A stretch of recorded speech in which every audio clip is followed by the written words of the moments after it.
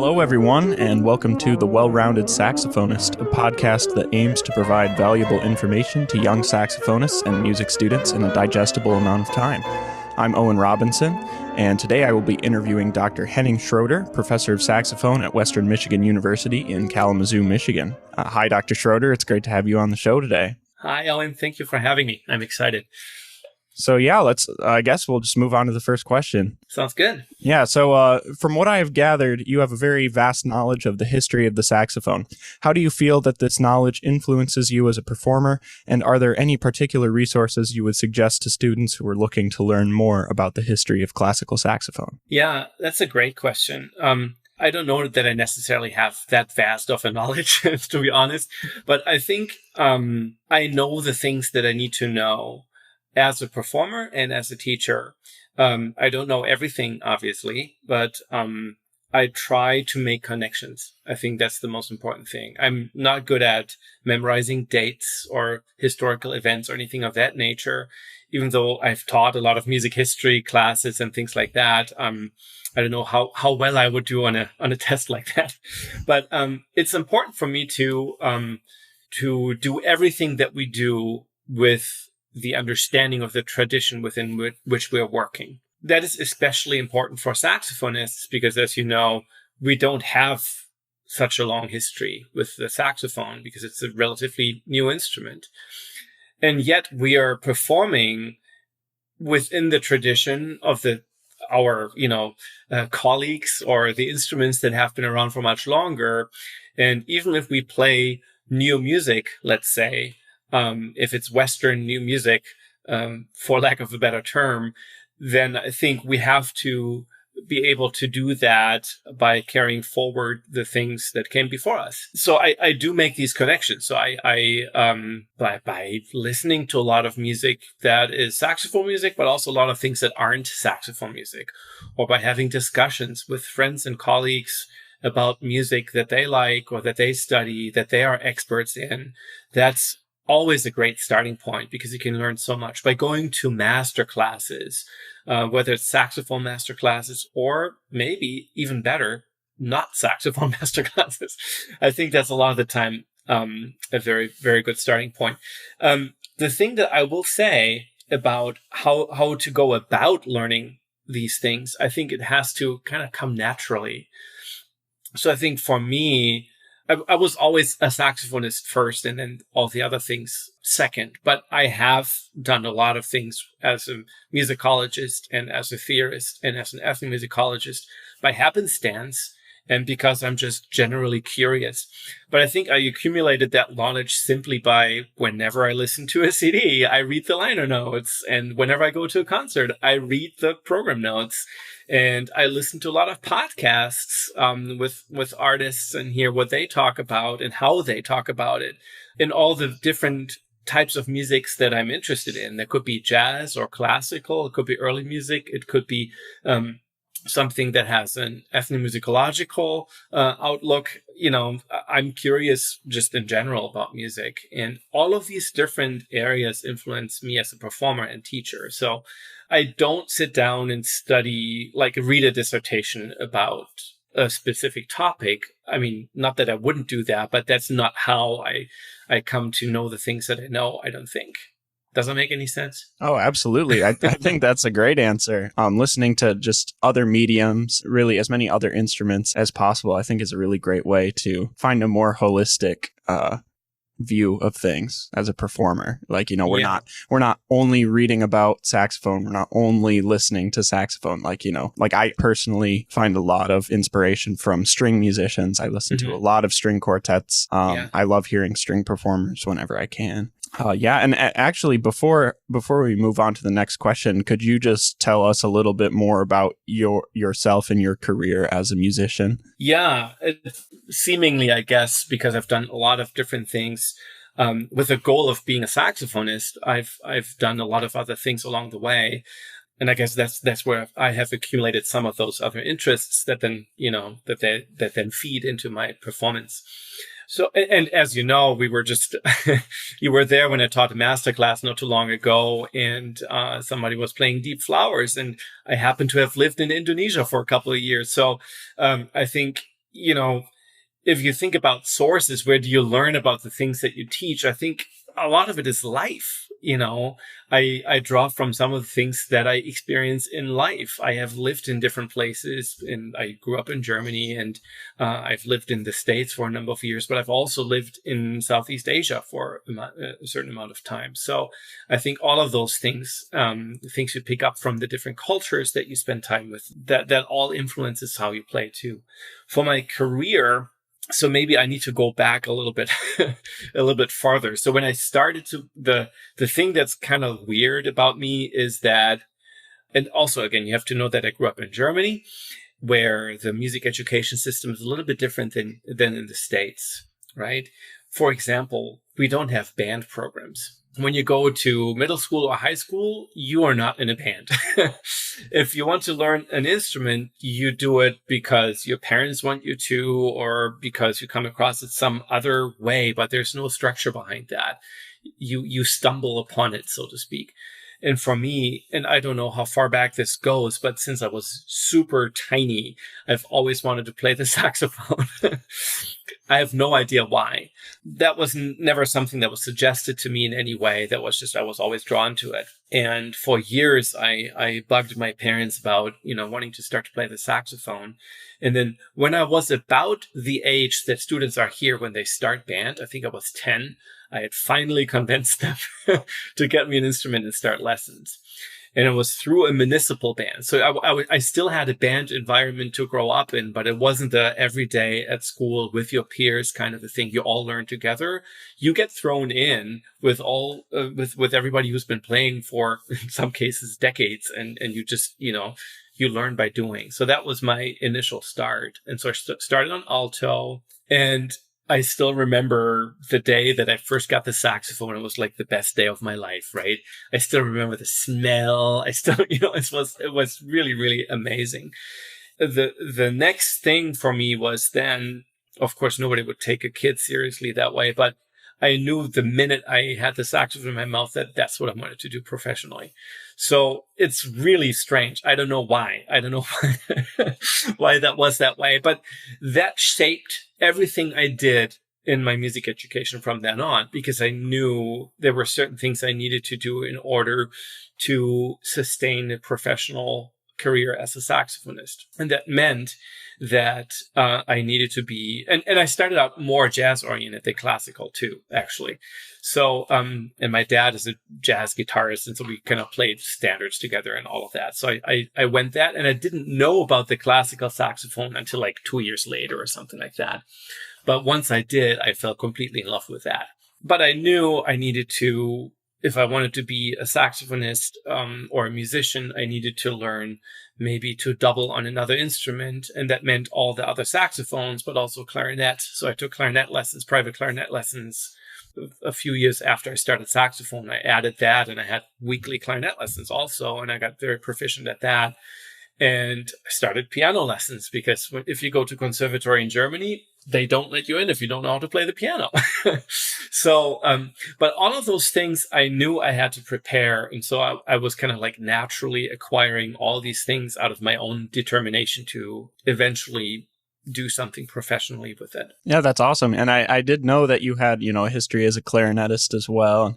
That's really awesome. I took some clarinet lessons in high school, and I found it really informed my saxophone playing and kind of provided a different avenue of, musical expression. That's an awesome answer. Yeah. Sorry. And I think if you learn to play the clarinet after you, that's the other thing that's kind of funny, is when I was so determined to play the saxophone, everybody told me, no, but you have to start with the clarinet. We're like, no, that doesn't make sense to me. If I want to learn the saxophone, I should learn the saxophone. Right. Right. That had no, that didn't sit well with me, even though I loved the clarinet, but that's not the instrument I wanted to learn. But I realized pretty soon that I could also learn clarinet. It wouldn't take away from the saxophone. And the, I guess, more common orders to learn clarinet first and then saxophone, obviously. But I never found that to be a hindrance in any way. In fact, I'm glad that I started with the saxophone. But it helps you technically, things that I can do on the saxophone, in part, some of them I can do because I also know how to play clarinet. And stylistically, as you know, we've talked about this, the saxophone is a young instrument, but the clarinet is a little bit older. And so you get to play repertoire or from style periods that with the saxophone we simply don't have. And so if you do want to play within the tradition, whether you play Stockhausen or Bari or Schoenberg or whatever it might be, in my opinion, it has to come from that tradition. And the clarinet just extended a little bit further back, and then the piano even farther. So I found that those were helpful things for me to learn to play the piano in order to be a better saxophonist.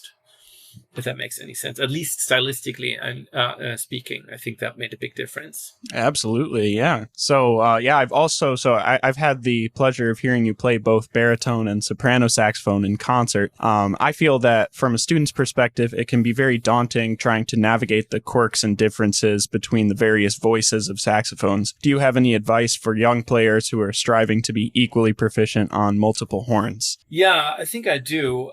This is coming, every student is different, right? And so the comfort level that a student has with making these switches, I realize are different for every student. I happen to be somebody who, as you know, has always done that. I started on alto. 2 years later, I bought my own tenor. And then, half a year later, I bought my clarinet. And then a year after that, I had the soprano, and I did jazz and classical and everything with all of them. And I had a piano at home. I just knew that I wanted to do that and that I needed to do that. And I just wanted to do that. So for me, it was an easy thing to do. And I started playing. I didn't have my own Bari, but I had a Bari available at home playing for a local wind ensemble, maybe when I was 15 or 16. So I've been playing Bari ever since then. And then my first professional quartet, I was the Bari chair for that. And so that was also great. And that's the encouragement I give my students a lot of the time is, even if it's uncomfortable to switch to another instrument, if you've spent so much time playing alto, yes, it might feel weird to play tenor all of a sudden, but you exponentially increase the amount of professional opportunities that you might get. If you're a Bari player, you may be the only one in your area. You are the one who gets the call, right? So it's very good to to maintain a certain amount of versatility. Now, I will say that with a little bit, everybody should take a little bit of a grain of salt for this comment, but which is, I still think it's important to also specialize. So I've done all these different things, but at the end of the day, I am really a classical saxophonist and probably mostly on alto. Even though I am a Bari specialist, even though I've done a lot of tenor and soprano, I've spent most of my hours that I've spent playing the saxophone, I've spent playing classical alto, right? So it's important to have that specialization, and then of course finding ways to expand upon that. But having something steady to always come back to is important. What I do with my students is and this is about switching instruments, but also trying to be somewhat fluent in different styles and maybe exploring some jazz and all those things as well. What I do with my students is, in college anyway, they bring whatever their preferred saxophone is to their lesson. And that for some, that's multiple ones. Some bring alto and soprano, some bring just tenor, some bring just Bari. I have students who specialize in that way, but I then try to have them at least in quartet or in an ensemble to, add to it. Maybe play in one of the secondary bands and play clarinet with them. Try to find ways to also do the other things while specializing on one thing. And then with jazz, the best example is the private lesson I just taught like an hour ago. I have a 13-year-old student who's been taking lessons with me for the past few months, and she's really interested in jazz. And so she's taking private lessons with me where I teach her how to read music. I teach her the theory behind it. I teach her how to make a good sound. I teach her all the things you would teach somebody, but I also teach her improvisation. And she practices the things I assign her, but in addition to that, every week she brings something, but I'm also doing this. And she shows me YouTube videos of things where she, with the music, so that she can play along, like backing track type things. And then we work on that also. So I find it important that this self-motivation aspect is there also, that you encourage the things that somebody naturally wants to do, in addition to giving them the things that they need in order to succeed at the things that they want to do. So, but yeah, if somebody is hesitant to play another instrument, most of the time, like 90% of the time, once I get them to also play tenor, they say, oh, that's actually really fun. I love it. And so I think you just need somebody to encourage you to explore some of those things. And I think at the end of the day, it'll make you more marketable. It'll make you more well-rounded. It typically doesn't take that much convincing. So to put this all just in one sentence, I think learning by doing is really the thing. You just have to start doing it. Yeah, absolutely. I remember in high school, it was like I was always trying to like get my hands on the next instrument. Like, I shoveled driveways to buy my first tenor, and like I wanted to like know what it was like to play soprano saxophone. So I shoveled more driveways, and I bought a really cheap soprano and a mouthpiece. And just a good friend of mine had a clarinet he wasn't using. I'm like, how much would you sell it to me for? And so I started learning clarinet. Like I was always trying to. Yeah, and now I regularly play tenor, alto, and recently like performed my jury on soprano. And I feel like all of that just, like you said, learning by doing and trying different instruments, getting your hands on different instruments kind of led me to where I am now. Yeah, I think you and I are very like-minded when it comes to that, because when I was a teenager too, like every bit of money that I could get my hands on, like for Christmas or for my birthday, I wouldn't ask for presents. I would ask for money, and that would then help me buy instruments or CDs. I had like a vast CD collection. It was insane for somebody my age to have so many and such a variety of eclectic things. But everything of course, came out of that curiosity and prepared you and me both for the profession that we have. And I have seen you. We've even talked about it. I remember I saw you after a Capitol Quartet concert like about a year ago, and you talked about learning things on tenor that came easy to you on alto, and learning some altissimo on tenor. And yeah, it's just you just have to start doing it, and then it'll come naturally.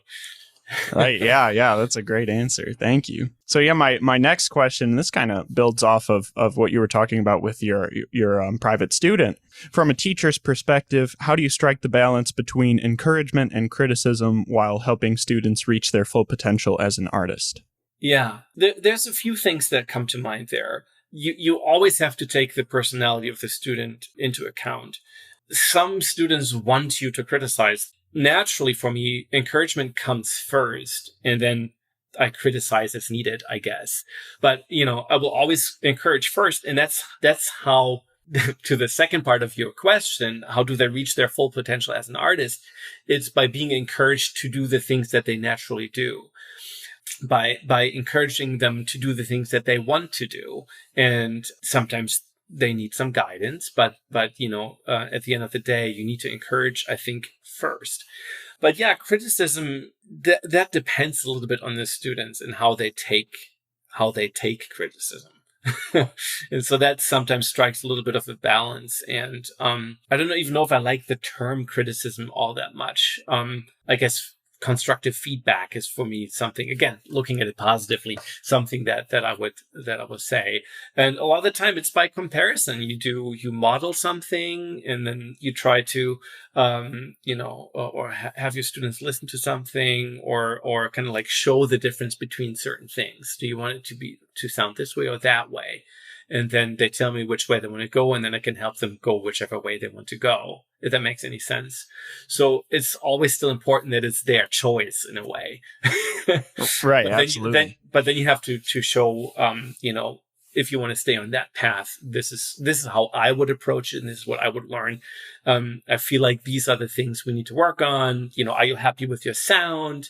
If so, great. If not, here are things that you can do. So I think it's important to keep it communicative and to keep it a dialogue while still giving the students the information that they need.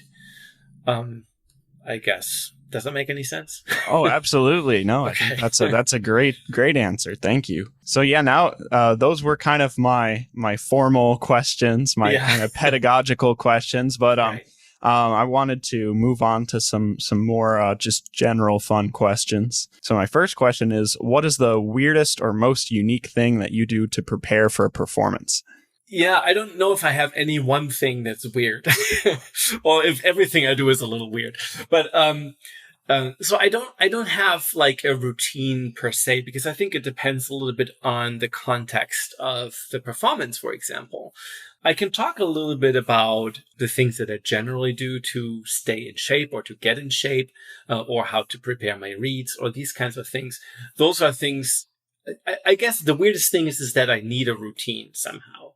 I need a routine because then I know I can fall back onto that. And that's with like how I do my reads, what kind of warm up I do. But these things change depending on what it is that I'm preparing for. For example, do I need to have something ready from memory? That affects the way I prepare, and that affects the routine that I have for the weeks leading up to that performance. Or is it something jazz, or is it something classical? Is it something where I do need to double? Is it something with electronics?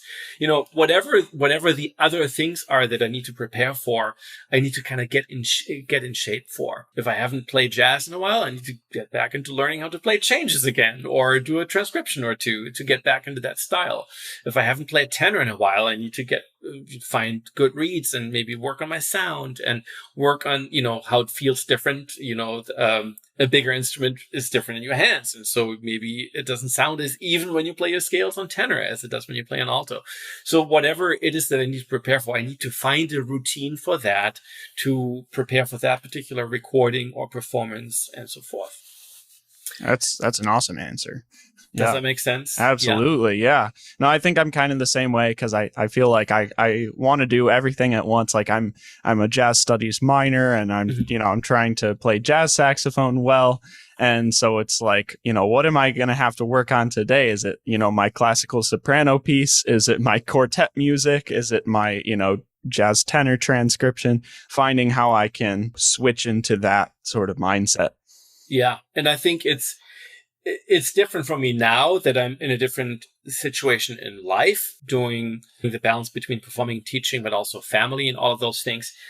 I have very limited time to practice, and so I need to get the most out of it. But when I was a teenager, this is actually crucial information, I think, because I don't practice as regularly now as I did when I was a teenager. I practiced like 6 hours a day when I was a teenager. I can't afford to do that right now, but I can now fall back onto the fundamentals that I set at that time, right? So when I was in my teenage years, I played classical alto for 2 hours, and then I played jazz tenor for an hour, and then maybe I played a little soprano and clarinet for another hour, and then I played maybe an hour or two of piano, and that's just all I did. But I think that's now something. Now I can sometimes go for weeks without playing at all. Will I be happy when I first put my mouth on the saxophone again? No, absolutely not. But I know what I need to do to get within 2 or 3 days back in shape to where ideally I need to be.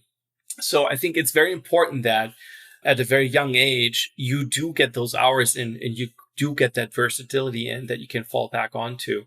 I find that important. And also between the switching of styles and so forth, I think it's very helpful. But now that I do have limited time, if I know I have like an hour or two a day, then and I have this thing coming up, then I need to dedicate those 2 hours in the most efficient way to within 7 days or however much time I have to get the music that I need to prepare to that professional level. So you kind of learn to do that. If you have limited time, you learn to use it efficiently. But yeah, having a routine is for me the most soothing thing, I should say. It's the thing that I know when I'm on stage. I know I did everything I could. I followed my routine. I had a plan, and now I'm good to go. Awesome. Yeah, that's great. So my next question would be, what do you like to do outside of music? A lot of things, like, again, earlier in my career, music was like my one thing, right? Like everything I did was my profession and my hobby. And now that I'm a little bit older, I have actual hobbies, which is, which is kind of, it's not that new for me, but it feels like, that's kind of like a luxury for me. So I do martial arts. I do a lot of exercise. I have a family. I spend a lot of time with my family. I like to cook. I recently, started playing some tennis. So I just try to stay active, and it's really, really intriguing to see how that helps me also with my performance. Actually, that reminds me, one thing, your question about history earlier, and I said different things that I do influence my understanding of history or my understanding of music that have maybe not anything specifically to do with music. So yesterday was Mother's Day. And I gave my wife a dance class, like ballroom dancing class, to go to with me for like 5 times or something. And we've done that before. And I did that. In Germany, kind of everybody does that. When they're teenagers, they take, a course or 2 in ballroom dancing. But I think it's important. Like, I think I'm a different musician because I know how to dance. When you teach tangos or like Piazzolla tangos and you don't know what the dance looks like or feels like, I think you don't play it authentically either. That is something that I do in my free time now. I'm not a dancer by any stretch of the imagination, but my daughters both do ballet, and my wife and I just, want to do something else for fun, I guess. And so we'll do like 5 dance lessons, and I think it'll change the way I interpret music that's dance-based. And so sometimes the things that I do in my free time in interesting ways influence my performance. Or if I think about, if I played Mai, for example, by Rio Noda, I think my martial arts background actually helps because I have an understanding of the way the movements flow in this. I have an understanding of that music also from my ethnomusicological background a little bit. And I think these things, in weird ways, you wouldn't think that being a karateka would have anything to do with me being a musician. But these 2 fields, they influence each other and inform one another in very meaningful ways. And so, yeah, I do a lot of things in my free time now that I think help me become a better musician too. Awesome. How do you stay healthy while leading the busy lifestyle of a musician? Yeah. In order to find a balance, you have to want to have a balance, I guess. It's easy to just be a musician and do that all day long and not think about anything else. But I think you're not doing yourself a favor as a musician. You have to, if you're a performer at all or a teacher, you also have to stay healthy. You also have to stay informed in other areas of life. For example, let's say social justice issues or something like that. If you don't stay current with that, then, a lot of these things carry into your performance as well. Even if you just think about composers that you choose to promote in your performances or what audiences you play for, or who you give lessons to, all of those things, are important too. But I think staying active and eating healthy and doing all of those things, having the discipline to do that. As musicians, we tend to be very disciplined, but it's important to take the discipline, also outside of the realm of music and see if we can, strive to find that balance elsewhere too. Absolutely. Yeah. Well, thank you so much, Dr. Schröder. It's really been great interviewing you today. Yeah, thank you so much for coming on the show. Thank you so much for having me. I really enjoyed our conversation as well, and I look forward to hearing maybe not this episode, but all the other episodes of the podcast. Thank you for listening. This concludes episode 1 of The Well-Rounded Saxophonist, featuring special guest Dr. Henning Schröder, professor of saxophone at Western Michigan University. The music you heard in this episode was composed by Dorothy Chang, performed by Zachary Costello, alto saxophone, and Gyumi Ra, piano. I'm Owen Robinson, and this has been The Well-Rounded Saxophonist. Thank you for listening, and until next time, remember to practice smart and stay healthy.